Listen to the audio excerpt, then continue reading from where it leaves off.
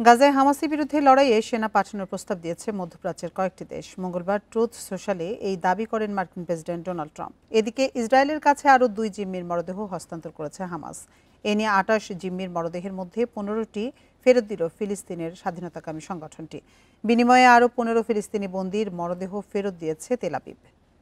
Bundle থাকলে প্রতি সেনমানিতে টাকা বাঁচবে। বিকাশ সেনমানি বান্ডেল কিনে জিতুন প্রতি লেনদেনে।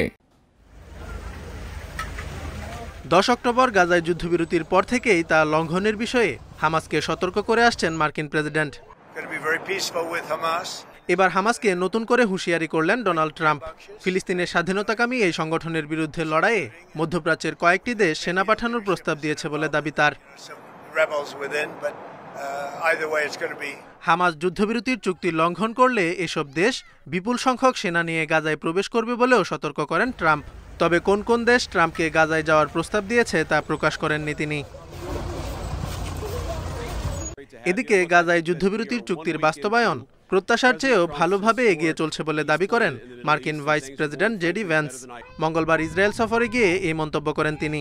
এ সময় বাকি জিম্মিদের মরদেহ ফেরতের দাবিতে বিক্ষোভ করেন পরিবারের সদস্যরা।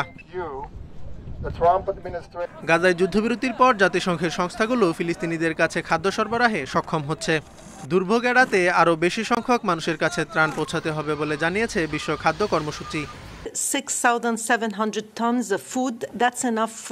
এখন পর্যন্ত আমাদের কাছে 6,700 টনেরও বেশি খাবার আছে, যা 2 সপ্তাহে প্রায় 5 লাখ মানুষের জন্য যথেষ্ট। দিনে এখন গড়ে প্রায় 750 টন খাবার গাজায় প্রবেশ করছে।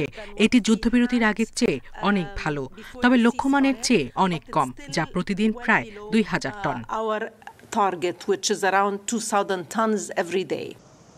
এদিকে ইসরায়েলের কাছে আরও 2 জিম্মির মরদেহ হস্তান্তর করেছে হামাস।